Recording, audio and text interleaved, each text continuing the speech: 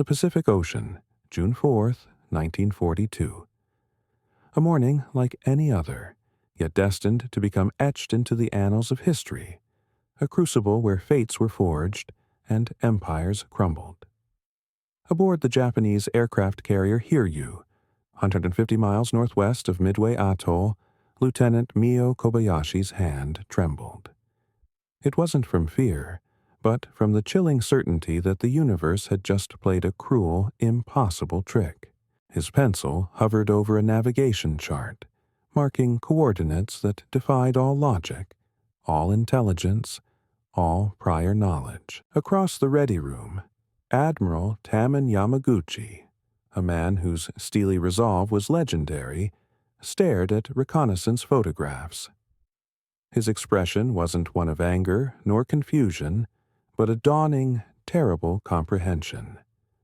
A realization that something fundamental, something catastrophically wrong, had just invalidated their entire, meticulously crafted plan. Impossible. Utterly, unequivocally impossible. The murmurs began, spreading like a virus through the Hiryu's command decks. "We confirmed her sinking at Coral Sea," one officer exclaimed, his voice laced with disbelief. "I saw her burning, listing, abandoned." Another echoed, the memory of shattered American pride still vivid in his mind. Yet, the grainy photograph held in Yamaguchi's hand was undeniable. An American aircraft carrier, its distinctive island structure unmistakable, was launching aircraft. 3 carriers, not 2. The Americans had 3 carriers at Midway. In that single, devastating moment, the mathematical certainty of victory, a cornerstone of Japanese strategic thinking. 4 mighty carriers against 2 American, shattered like glass. 27 days earlier, in the sweltering waters of the Coral Sea, Japanese pilots had left this very same carrier mortally wounded, trailing oil, seemingly dead in the water. Admiral Takeo Takagi had reported to Tokyo with absolute confidence. Yorktown-class carrier eliminated. The Imperial Naval General Staff, relying on this seemingly irrefutable intelligence, had dutifully removed her from their calculations, from their very order of battle. Yet here she was, the USS Yorktown, very much alive, her aircraft already arcing through the Pacific sky, their shadows falling ominously upon the Japanese fleet. The intercom crackled with confusion. 3 carriers meant 230 American aircraft, not 150. 3 carriers meant their meticulously planned ambush had been reversed, turned back upon them with a vengeance. 3 carriers meant everything. Every assurance from Imperial Navy intelligence regarding American repair capabilities had just been proven catastrophically, damningly wrong. The impossible sight of the Yorktown at Midway didn't just add another ship to the enemy's roster. It didn't merely tip the numerical scales. It shattered the very foundation of Japanese assumptions about industrial reality, about the American spirit, about the true nature of the war they had so confidently initiated. It was a paradox made manifest. A ghost ship returned to haunt their grand design. For the Imperial Navy, the concept of battle damage repair was sacrosanct. It was a meticulous art, an honor-bound craft demanding months of dedicated work, precision, and adherence to established protocols.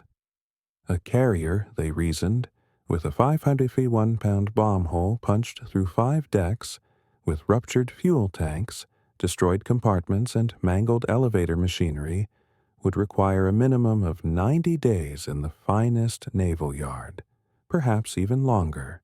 Their mathematics were, in their view, irrefutable. The USS Enterprise and Hornet were the only operational American carriers in the Pacific. The Lexington lay on the bottom of the Coral Sea. The Saratoga was still undergoing extensive repairs from torpedo damage. And the new, formidable Essex-class carriers wouldn't even be ready until 1943.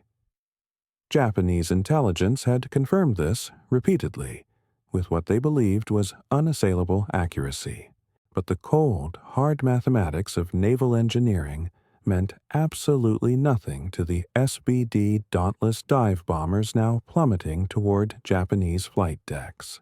As Admiral Chuichi Nagumo's staff officers frantically recalculated, a single horrifying truth emerged from the statistical chaos. Their entire Operation MI, their audacious plan to lure and annihilate the remaining American fleet, had been based entirely on the assumption that the Americans simply could not do what they had so unequivocally done. This wasn't merely a miscalculation. It was a profound misunderstanding of their enemy, a blindness born of an almost ritualistic adherence to their own standards and expectations. To understand the magnitude of this error, we must rewind a few weeks to May 8, 1942, in the Coral Sea, some 500 miles northeast of Australia. The attack on the Yorktown had been, by all accounts, textbook perfect. 18 Type 99 dive bombers, launched from the Japanese carriers Shokaku and Zuikaku, had found the USS Yorktown emerging from a rain squall, a fleeting moment of vulnerability. Lieutenant Commander Kakuichi Takahashi, leading the strike, watched with professional satisfaction as his pilots scored a direct hit near the carrier's distinctive island structure. The 250-kilogram bomb was a monster, plunging through the flight deck, tearing through steel and conduit, exploding 5 decks down with a concussive force visible even from 10,000 feet. Yorktown emerged from that attack a battered beast, trailing a 10-meter oil slick, noticeably down by the head, with fires visible through gaping holes ripped in her side. Her speed, according to Japanese observers, was reduced to a mere 6 knots, a death crawl. Returning aircraft reported her finished, listing so severely that any further recovery operations were deemed impossible. Photographs even showed destroyers moving in for grim rescue operations, a stark confirmation of her dire state. Admiral Takagi Teho radioed Combined Fleet Headquarters. 2 American carriers confirmed destroyed, Yorktown and Lexington eliminated. The Emperor himself was informed of this resounding victory, and with that, naval planners at Kure removed Yorktown from their order of battle. In their meticulous calculations for the Midway operation, she simply no longer existed. But Captain Elliot Buckmaster, Yorktown's commanding officer, had other, far more ambitious plans. As his ship limped away from the Coral Sea, not at the 6 knots the Japanese so confidently reported, but at a surprisingly robust 20 knots, his damage control teams were already performing their first miracle. The bomb had killed 66 men instantly, destroyed 6 compartments, mangled elevator machinery beyond recognition, and ruptured fuel tanks across 30 frames. By every standard of naval engineering, Yorktown was a wreck. She needed months of dry dock work, a full overhaul, a patient, painstaking restoration to her former glory. The journey home, from May 8th to May 27th, 1942, from the Coral Sea to Pearl Harbor, a grueling 3,300-mile voyage, revealed the first true glimpse of a radically different American industrial philosophy. While Yorktown's damage was undeniably severe, her crew approached the necessary repairs with a mindset that was utterly alien to Japanese thinking. Their mantra wasn't about perfection, but about pragmatism. Make it work, make it fast, make it fight. Chief Carpenter Boyd Mackenzie, a man of action and ingenuity, ignored conventional damage control manuals. Instead of waiting for the proper replacement of damaged structural beams, a monumental dry dock job, he simply welded steel plates over them, creating ugly but undeniably functional patches. It was a crude, immediate solution, valuing speed and efficacy above all else. The machinery spaces told a similar story of desperation and ingenuity. The bomb had utterly destroyed the No. 2 elevator machinery and severely damaged 3 boiler rooms. But American engineers, refusing to be defeated by what they lacked, began to rebuild systems using parts cannibalized from the ship's own machine shop. They fabricated new components from sheet metal and jury-rigged equipment originally intended for entirely different purposes. This wasn't elegant engineering. It was wartime improvisation at its finest, a testament to American adaptability. As Yorktown miraculously maintained 20 knots, a speed that should have been impossible given damage that should have limited her to 12, American submarines reported her position to Pearl Harbor. Japanese intelligence, ever vigilant, intercepted these coded messages. But here again, their own cultural and industrial biases led them astray. They applied their standards, assuming that a damaged vessel proceeding could only mean a speed of 5 to 8 knots. Based on this flawed interpretation, they calculated she wouldn't reach Pearl Harbor until mid-June, far too late for any repairs before their Midway operation, which was precisely scheduled for June 4th. This miscalculation, rooted in their own industrial realities, would prove fatal. Then came May 27, 1942, 1 p.m. Yorktown's arrival at Pearl Harbor Naval Base was a sobering sight. The 10-mile oil slick she left in her wake was visible from Diamond Head. She listed noticeably to port, wisps of smoke curling from her temporary patches. Rear Admiral Aubrey Fitch, who had witnessed the damage firsthand, had cabled his grim assessment. 90 days minimum required for battle readiness. But Pearl Harbor in May 1942 was no longer the sleepy peacetime naval station it had been before December 7th. It had transformed into something unprecedented, a forward repair base operating at the very edge of possibility. The monumental salvage operation of the battleships from December 7th had forged a workforce that thought not in terms of months, but in terms of hours. Admiral Chester Nimitz, the unflappable commander-in-chief of the Pacific Fleet, met Yorktown at the dock. Unlike Japanese admirals, who often commanded from battleships hundreds of miles behind the lines, Nimitz was a hands-on leader.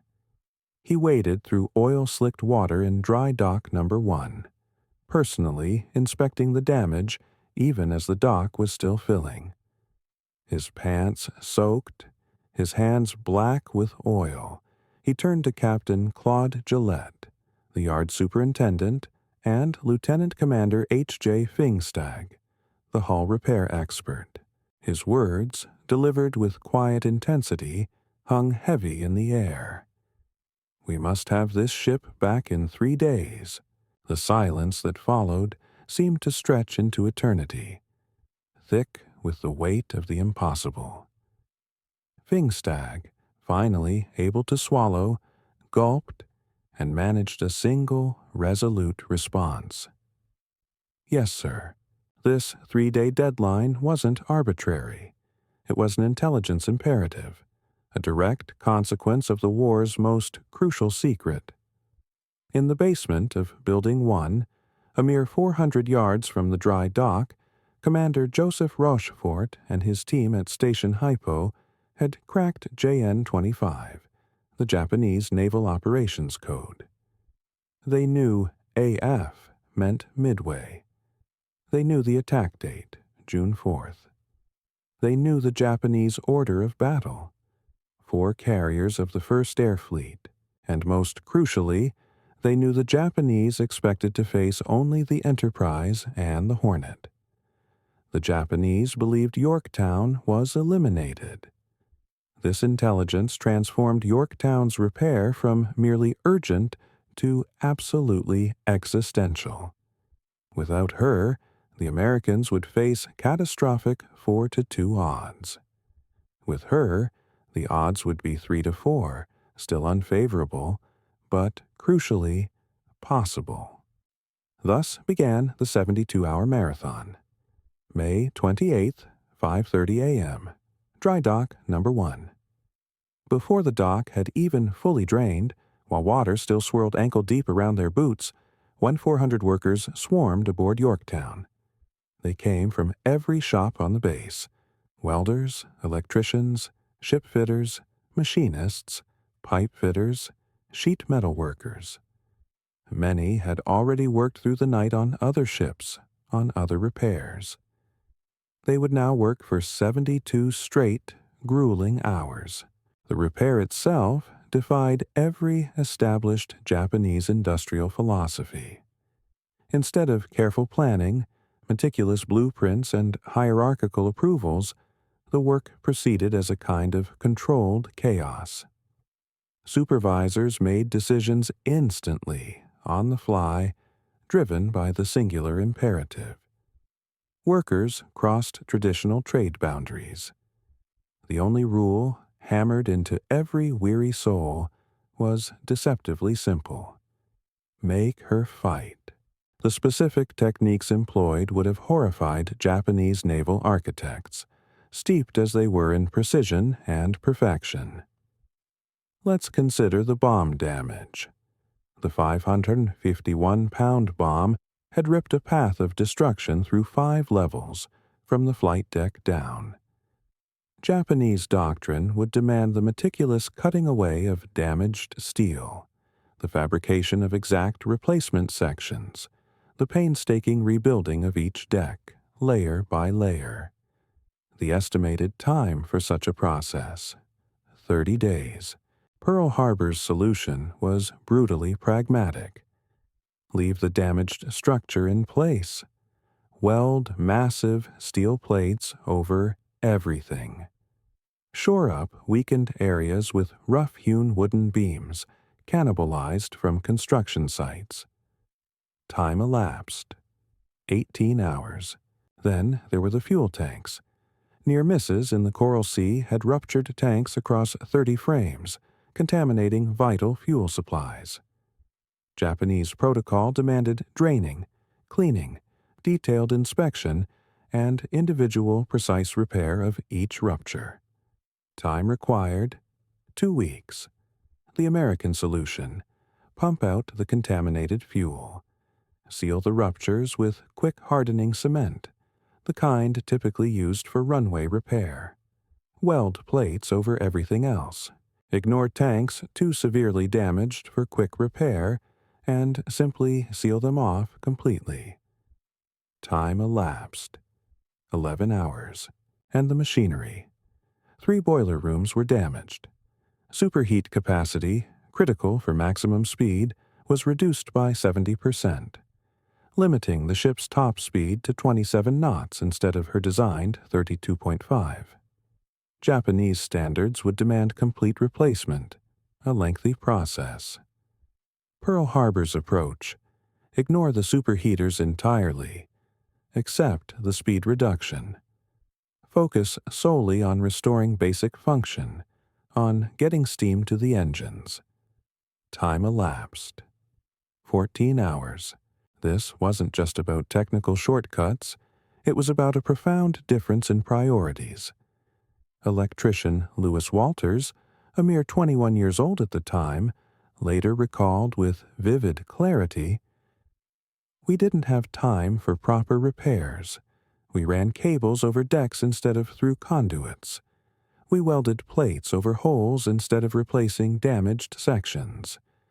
Everything was temporary, ugly, but functional." The arithmetic of this repair was staggering. 20 tons of steel plate welded, 35 miles of electrical cable strung, 400 tons of contaminated fuel pumped out, 3 demolished compartments sealed off. The continuous arc welding drew so much power that it caused rolling blackouts across Oahu. The workers' reality during those 72 hours was one of sheer, unadulterated grit. They ate while welding, snatching meager meals between shifts. They slept in 15-minute intervals, slumped against bulkheads, utterly exhausted. When the welding consumed so much electricity that local hospitals began losing power, the civilians of Oahu accepted the rolling blackouts without complaint, understanding the existential stakes. When the yard needed lumber, local construction companies delivered it without a single piece of paperwork, a testament to a nation mobilized. The hull repairs, a nightmare for any naval architect, saw ruptured seams wedged with wood, then covered with steel plates and finally welded solid, creating what one engineer graphically called a metal scab. Electrical repairs abandoned all pretense of proper procedure. Cables were strung along decks, through hatches, across ceilings, a chaotic but effective arterial system for the ship's vital functions. Then came the morning of May 30th, 1942, 9 a.m. The USS Yorktown departed Pearl Harbor, an improbable sight. Shipyard workers were still aboard, continuing repairs even as she gathered speed, the clang of hammers and the hiss of welding torches accompanying her as she cleared the harbor. These workers, having performed the impossible, would eventually leave the ship as she steamed out into the open Pacific. The air group assembled on her flight deck was itself a testament to American adaptability. Bombing Squadron 3 from the recently sunk USS Saratoga, Torpedo Squadron 3 cobbled together from survivors of other units, and Fighting Squadron 3, a makeshift amalgamation of pilots from 3 different squadrons who had never operated together before. As Yorktown cleared Pearl Harbor, the 24,100 workers who had performed the impossible lined the docks, watching their creation sail. Chief Hull Technician Fingstag, reflecting years later, put it best. "We sent her out looking like a fighter who'd been patched up between rounds. She wasn't pretty, but she could still throw punches." 2 days later, on June the 2nd, 1942, 325 miles northeast of Midway, Yorktown joined the Enterprise and Hornet at Point Luck, the designated rendezvous point. The crews of the other carriers were simply stunned.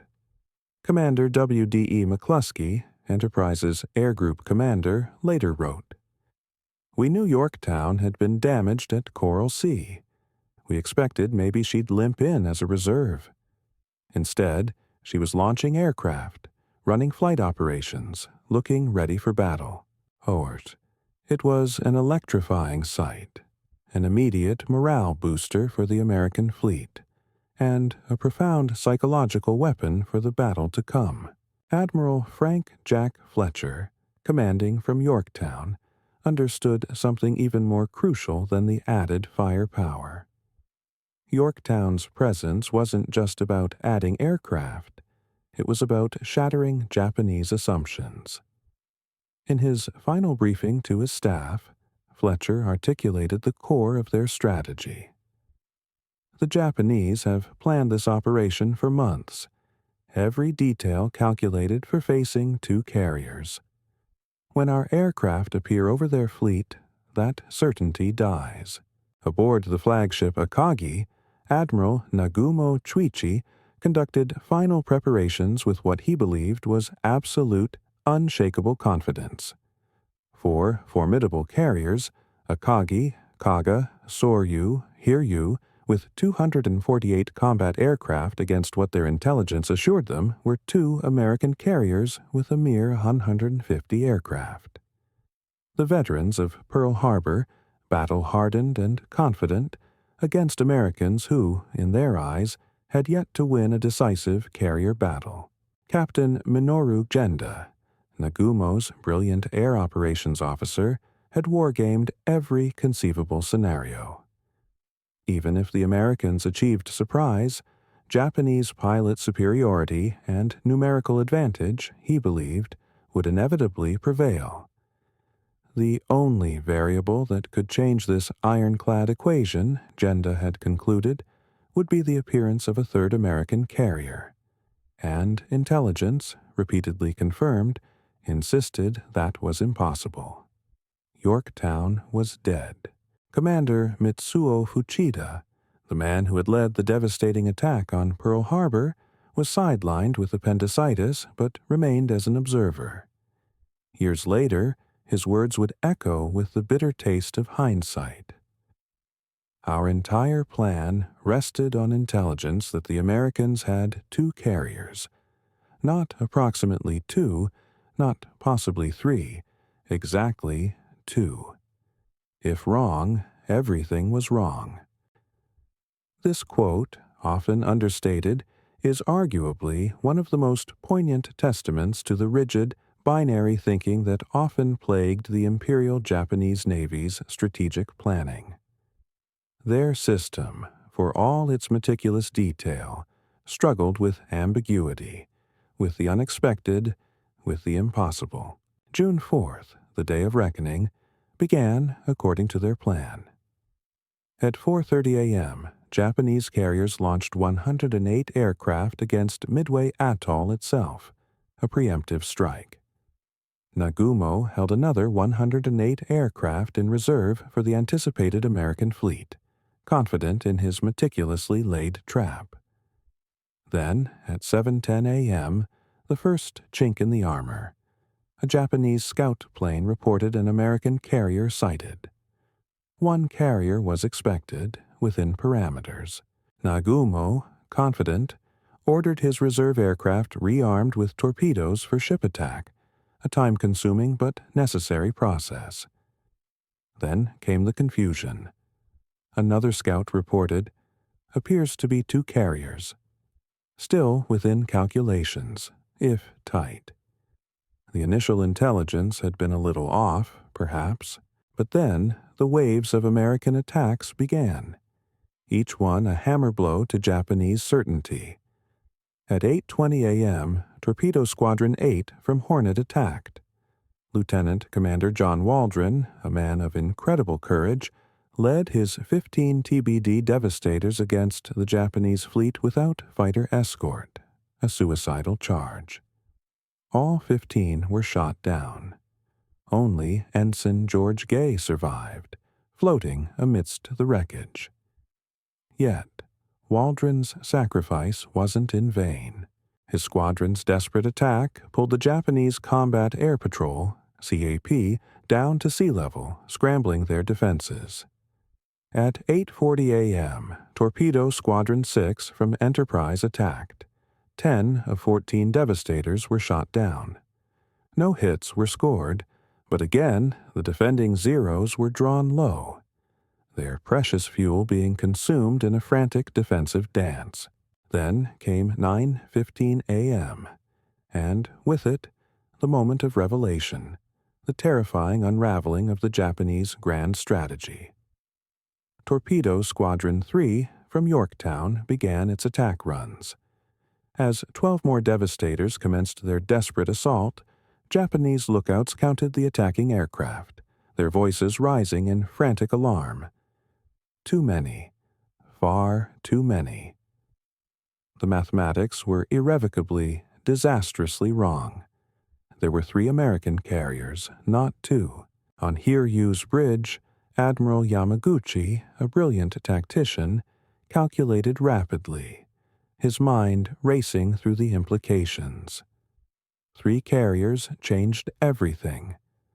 But before new orders could be issued, before the Japanese could adjust their tactics, before they could even rearm their planes for a new reality, the dive bombers arrived.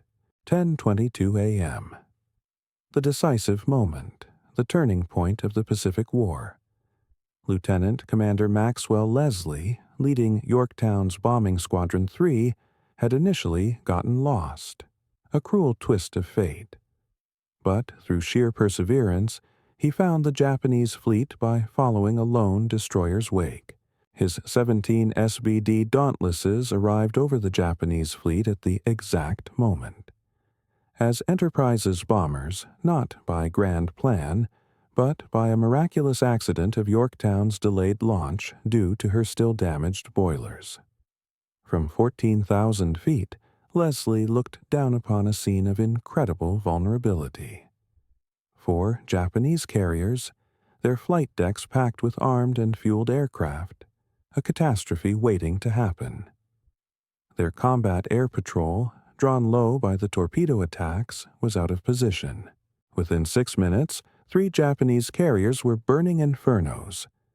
Soryu, hit by 3 bombs from Leslie's squadron, exploded in flames, a catastrophic chain reaction visible for 50 miles across the ocean.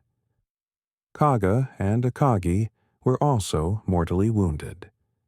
The unthinkable had happened. The Japanese response was born of desperation and a fundamental disbelief. Admiral Yamaguchi, aboard the now solitary Hiryu, faced impossible odds. 3 American carriers against his sole survivor. But he was a warrior. He launched 18 dive bombers and 6 fighters against the nearest American carrier, Yorktown. As the strike approached, Flight Leader Lieutenant Mo Kobayashi studied the carrier through his binoculars, and his world tilted once again. The island structure, the flight deck configuration. This was Yorktown, the ship they had killed at Coral Sea. The ghost was real. At 12:05 p.m., 3 bombs slammed into Yorktown, starting new fires, rupturing steam lines, and once again, the ship went dead in the water. For the second time in 27 days, Japanese pilots left Yorktown burning and apparently finished. But even as she burned, Yorktown had already changed everything. Her morning strike had delivered the fatal blows to Soryu, and by absorbing Hiryu's desperate attack, she had protected Enterprise and Hornet, preserving them for the decisive counterstrike that would find and kill the Hiryu just 4 hours later. She was a sacrifice, yes, but a sacrifice that secured victory. Captain Buckmaster, ever the pragmatist, immediately ordered damage assessment. And here, another miracle unfolded. The Pearl Harbor repairs, ugly and improvised as they were holding. The welded plates hadn't split.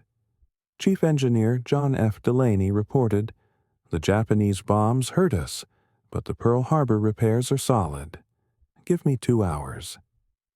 Within an hour, 3 boilers were relit, fires contained, counter-flooding had reduced the ship's list. By 1:40 p.m., Yorktown was making 19 knots, refueling fighters, appearing so remarkably recovered that when Hiryu's second strike arrived at 2:30 p.m., the pilots actually believed they were attacking a different, undamaged carrier.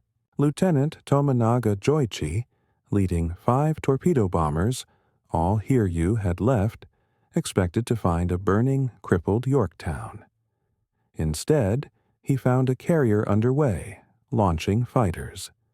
His confused report back to Hiryu suggested they were attacking a second American carrier, leading the Japanese staff to believe, in their growing desperation and confusion, that there might actually be 4 American carriers present. While Tominaga's torpedoes would ultimately deliver Yorktown's death blow, the confusion his report sowed prevented a coordinated Japanese response before Enterprise's dive bombers found and killed the Hiryu at 5 p.m. The final act of the Yorktown's epic tale came on June 6th, 1:31 p.m. Japanese submarine I-168, commanded by Lieutenant Commander Yahachi Tanabe, found Yorktown under tow. Tanabe fired 4 torpedoes. Two hit Yorktown. One struck the destroyer USS Hammond alongside, which sank rapidly. As Yorktown rolled over and slipped beneath the waves on June 7th, Tanabe meticulously logged, "Sank American carrier, probably Saratoga." Even in death, Yorktown continued to sow confusion. The Japanese never fully understood that the carrier they had fought at Midway was the very same one they thought they had sunk at Coral Sea. This profound, lingering misunderstanding underscores the true depth of the psychological and strategic impact of her resurrection.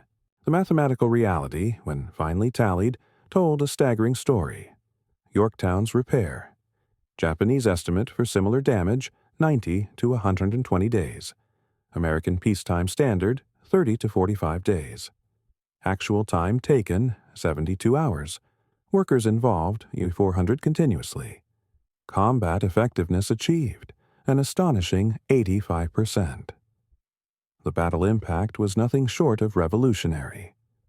Japanese assumption: 4 carriers versus 2 equals certain victory.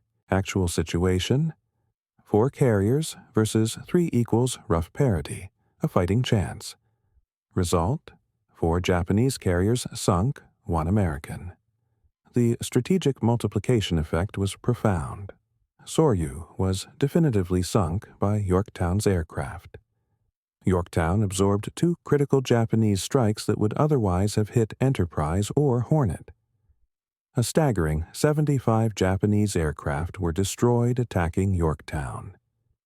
In essence, the Japanese offensive capability in the Pacific was permanently crippled. Years later, the participants would reflect on what Yorktown's presence truly meant. Commander Mitsuo Fuchida, the Japanese architect of Pearl Harbor, articulated the shock. "The appearance of a third carrier shattered our planning. Every calculation, every scenario assumed 2 carriers. When lookouts reported more torpedo planes than 2 carriers could launch, we knew something was terribly wrong. By the time we understood, 3 carriers were burning." Aviation machinist. Tom Cheek from the USS Enterprise recalled the electrifying moment. "When we saw Yorktown at Point Luck, grown men actually cheered. We knew she'd been hurt bad at Coral Sea, but there she was, patched like a prize fighter, ready for another round." Electrician Wayne Morrison, who had labored in Pearl Harbor, described the reaction back at base. "When we heard she'd helped sink 3 Japanese carriers before taking hits, the whole yard went quiet. Then someone started clapping. Soon 10,000 workers were applauding. Those 3 days meant something. The Japanese gradually came to understand what had happened, but full comprehension took years, even decades." Admiral Matome Ugaki, Yamamoto's chief of staff, wrote in his diary, "The appearance of Yorktown at Midway was not luck. It was preparation. Somehow the Americans knew our plans. The 3-day repair was not a miracle. It was a response to intelligence." His words hint at the dawning realization of American code-breaking, a truth that would remain hidden for years. In 1962, Lieutenant Commander Tanabe, the very man who delivered Yorktown's death blow, visited Pearl Harbor. Shown Dry Dock Number 1, where Yorktown was repaired, he stood in silence for long minutes, processing the magnitude of what he now saw. Then he spoke, his voice filled with a profound understanding. "Now I understand. We were not fighting a nation. We were fighting an idea that anything is possible if you work hard enough. We believed in spirit over matter. Americans believed in matter properly applied." His words encapsulate a fundamental philosophical difference, a clash of worldviews that determined the war's outcome. Admiral Shigeru Fukudome, in his memoirs, offered an even starker assessment. Yorktown taught us the war was lost before it began. Any nation that could repair such damage in 3 days could not be defeated by any nation that required 3 months. It was mathematics. His insight goes to the heart of industrial capacity and adaptability. Yorktown's repair revealed fundamental differences in national approaches. Japanese philosophy emphasized perfection, exquisite craftsmanship, and honor in detail. Damaged ships, they believed, must be restored completely, meticulously, to their original pristine state. Time was less important than quality. American philosophy, forged in the crucible of necessity, prioritized function, speed, and rapid adaptation. Damaged ships needed to fight, not to look pretty. Time was everything. This difference extended beyond ship repair. Japan built exquisite aircraft, perfectly engineered, handcrafted with precision. America built good enough aircraft by the thousands, each interchangeable, repairable with whatever was available, designed for rapid mass production and deployment. The intelligence victory, spearheaded by Station Hypo's code-breaking, made Yorktown's repair urgent. But the repair, in turn, made the intelligence actionable. Without Yorktown, Admirals Nimitz and Fletcher might not have risked battle against superior odds. With her, the odds, though still challenging, became acceptable. Commander Rochefort later said, "We could read their mail, but reading meant nothing if we couldn't act." Yorktown, in her patched-up glory, gave them the strength to act. Those shipyard workers, to Rochefort, were as important as any codebreaker. Their sweat and toil translated secret knowledge into tangible fighting power. The lasting impact of Yorktown's repair was profound. It revolutionized naval damage control doctrine. Speed over perfection became standard. Function over form became doctrine. Innovation over procedure became practice. The Yorktown Standard emerged. Any ship that floats can be saved. This philosophy fundamentally altered how the U.S. Navy approached battle damage and continues to influence modern naval engineering. The repair also demonstrated the singular American industrial character to the world. The workers who fixed Yorktown in 72 hours represented the same spirit that would build Liberty ships in 4 days, B-24 bombers in 63 minutes, and, ultimately, the atomic bomb in 3 years. It was a testament to the power of a mobilized, determined nation. In 1985, surviving Pearl Harbor workers met with Yorktown veterans in Hawaii for the battle's anniversary. Lewis Walters, the electrician who had strung cables for 72 straight hours, met Tom Lee, a gunner whose battle station depended on those very cables. "Your wiring saved my life," Lee told Walters. "When we took the first bomb hit, primary power failed, but your backup cables kept my guns firing." Walters, his eyes perhaps moist, replied, "We knew boys would depend on our work. Every weld, every wire, every patch, we imagined someone's son needing it to work." This is the unspoken contract of wartime, the silent heroism of the home front directly impacting the survival of those on the front lines. After the war, Admiral Nimitz, the man who demanded the impossible, provided the definitive evaluation.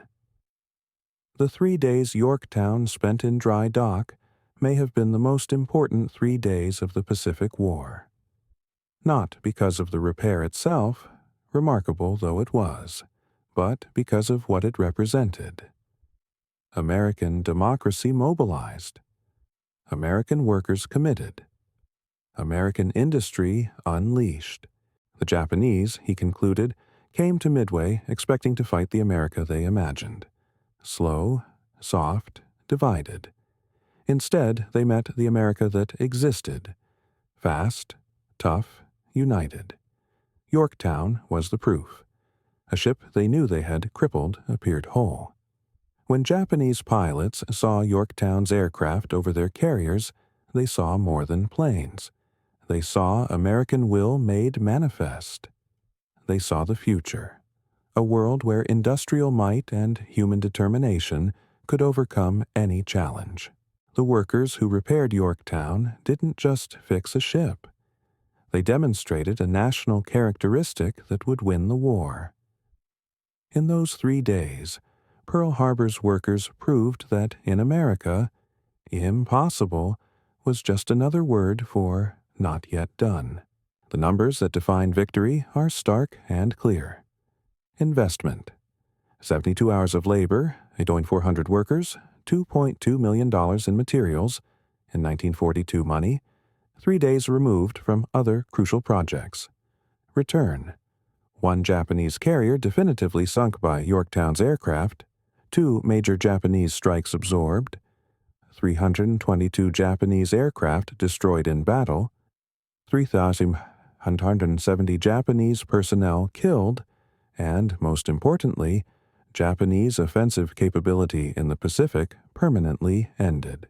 Demonstration: American repair capability exceeded Japanese estimates by 3,000%. A validation of rapid repair philosophy, and the creation of new damage control standards that would save countless ships and lives throughout the war. It was an inspiration for accelerated production throughout American industry, a benchmark for what could be achieved under extreme pressure. One question, however, remained, gnawing at the Japanese high command for decades. How did Americans know to repair Yorktown so quickly? How did they know Midway would happen on June 4th? The answer, American codebreakers were reading Japanese messages in real time, wouldn't be revealed for decades. But even without knowing about the code breaking, the simple, undeniable presence of Yorktown at precisely the right moment should have told them everything. The Americans knew their plans completely. They weren't fighting blind. Today's U.S. Navy still teaches the Yorktown lesson. Speed matters more than perfection. Adaptation beats planning. The enemy won't wait for perfect repairs. Modern damage control doctrine, emphasizing rapid restoration over complete repair, traces its direct lineage back to Yorktown's 72 hours in dry dock. Every sailor learns the story. Every damage controlman knows the standard. Captain Buckmaster's summary remains perhaps the most poignant. The Japanese expected us to follow rules. They're rules about how long repairs should take, but we're Americans. We don't follow rules. We make them up as we go. Our rule was simple. Yorktown fights at Midway. Those workers at Pearl Harbor didn't perform a miracle. They performed American industrial democracy. Messy, improvised, imperfect, but ultimately unstoppable. They fixed my ship any way possible, Buckmaster noted. It wasn't pretty, it wasn't proper, but it was ready. When Yorktown sailed on May 30th, she wasn't the ship she'd been before Coral Sea. She was something new. Part original, part improvisation, part sheer unyielding determination. She was America itself. Damaged, but not defeated. Patched, but not broken, ready to fight. The Japanese at Midway met more than 3 carriers. They met American will made steel, forged in the fires of Pearl Harbor and the urgency of a ticking clock. And it all started with 72 hours in a dry dock, when impossible became inevitable. The lesson of those 3 days echoes through history. The USS Yorktown lies 16,650 feet below the Pacific surface, discovered by Robert Ballard in 1998. She rests upright, her battle damage still visible, a silent, powerful testament to her ordeal. And the Pearl Harbor repairs can still be seen. Welded plates, patched holes, ugly but functional fixes that got her to Midway. At Pearl Harbor, a plaque at Dry Dock Number 1 reads, "Here, in 72 hours, American workers have performed the impossible, repairing USS Yorktown for the Battle of Midway. Their labor changed history. The Japanese had awakened a sleeping giant at Pearl Harbor. At Midway, they discovered what that giant could do when fully awake. Repair the impossible, achieve the unthinkable, appear where no one expected. Lieutenant Commander Tanabe, who delivered Yorktown's death blow, understood too late what he had faced. We thought we were fighting ships and planes," he mused. "We were actually fighting an idea that nothing is impossible for those who refused to accept impossibility." The workers who performed the impossible repair remained largely anonymous. No medals for welding, no recognition for running cable, no glory for patching steel. They returned to their work, repairing other ships, winning the war one repair at a time, one impossible deadline at a time. But their 72 hours changed history. In proving Yorktown could be repaired in 3 days, they proved America could do anything. In sending a patched carrier to Midway, they sent a message to the world. American industrial might wasn't just about production. It was about will, innovation, and the absolute refusal to accept defeat. Yorktown's appearance at Midway was more than tactical surprise. It was proof that in the arsenal of democracy, the most powerful weapon wasn't the bomb or the bullet. It was the American worker with a welding torch and 3 days to do the impossible. And they did it. The story of USS Yorktown's resurrection stands as eternal testimony to what free people can accomplish when they work together with common purpose. In just 72 hours, American workers didn't just repair a ship. They demonstrated that determination and ingenuity could overcome any obstacle. That function mattered more than form. That tomorrow's battle mattered more than yesterday's procedures. The Japanese commanders who expressed shock at seeing Yorktown at Midway witnessed more than one repaired ship. They witnessed the future. A world where industrial democracy would triumph over military aristocracy. Where problem-solving would defeat rigid thinking. Where workers choosing to give their all would overcome workers forced to obey. Yorktown went to the bottom on June 7, 1942. But what she represented rose from those waters and shaped the remainder of the war. Every rapid repair, every impossible deadline met, every problem solved through innovation rather than procedure, all traced back to those 3 days in May when 1,400 American workers proved that impossible was just the starting point. The ghost ship that haunted Japanese pilots at Midway wasn't supernatural. It was something far more powerful. Proof that American democracy, fully mobilized, could accomplish anything. The workers didn't know they were making history. They only knew they had a job to do, and 3 days to do it. In those 3 days, they didn't just repair a carrier. They proved a principle that would carry America through the war and beyond. That free people working with common purpose can achieve the impossible. That principle, welded into steel and sent to sea, helped turn the tide of history at Midway. It remains America's secret weapon still. Not advanced technology or vast resources, but the simple belief that any problem can be solved if you work hard enough, smart enough, and fast enough. The Japanese never understood this until it was too late. They measured time in months, while Americans measured it in hours. They pursued perfection while Americans pursued victory. They followed procedures while Americans followed necessity. In the end, 3 days in a dry dock determined the fate of the Pacific. 3 days that proved the arsenal of democracy's greatest weapon was neither arsenal nor democracy alone, but the unbeatable combination of both. Free workers choosing to do the impossible and then doing it. And in that lies the enduring lesson for us all. When faced with seemingly insurmountable challenges, it's not the rigidity of our plans, but the resilience of our spirit and the ingenuity of our collective effort that will ultimately define victory.